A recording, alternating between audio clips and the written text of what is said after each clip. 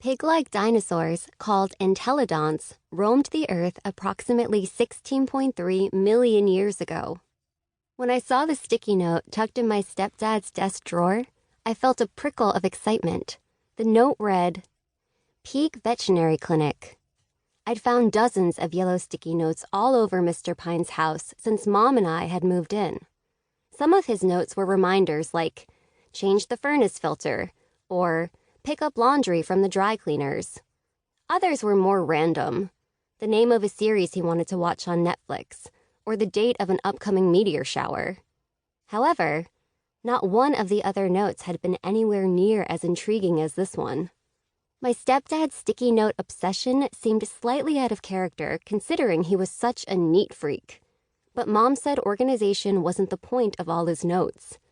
She thought he developed the habit because he lived alone too long, which I found troubling. If things had been so boring that sticky notes had counted as conversation, well, it was no wonder I was causing such a disruption to his life.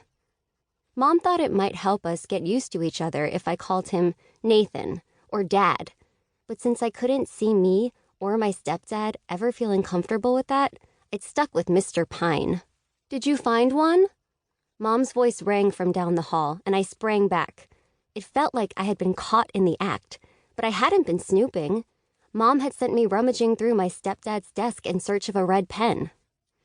Not yet, I called absently. My thoughts were still on the sticky note. There were no pets in this house, not even a goldfish. So why would Mr. Pine have the name of a vet written down? My heart thundered in my ears as I peeled back the first note and found a second one beneath. Appointment, December 27th, 11 a.m. An appointment at a veterinary clinic, 2 days after Christmas. It could only mean one thing. I was finally getting a dog. In less than a week, there would be a cuddly, four-legged companion waiting for me beneath the Christmas tree. A squeal threatened to burst from my lungs, but I didn't want to ruin the surprise, and I didn't want to alarm Mr. Pine, who was sleeping right down the hall.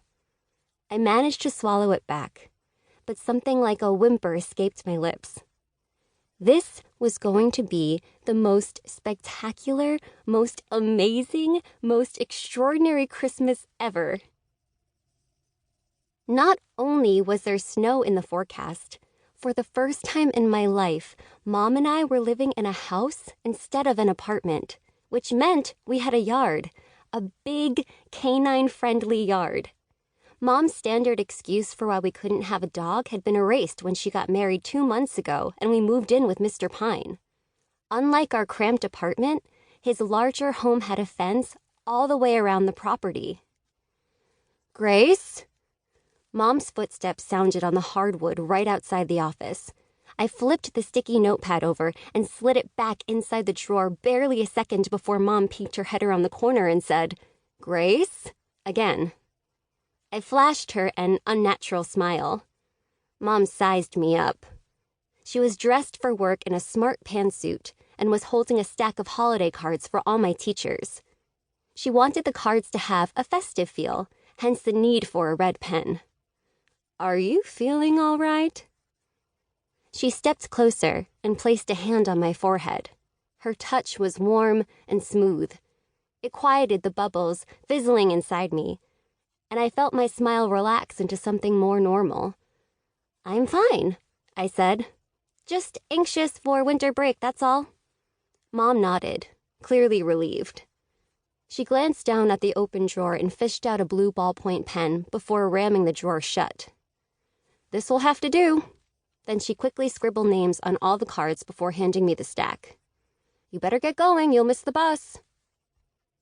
I took the cards, pecked her on the cheek, and bounded out of the room.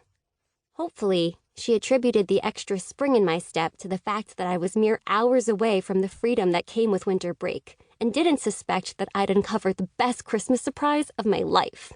Mom asked me to make a Christmas list every year. For the past 7 years, ever since I learned to write, the number one thing on my list had been the same,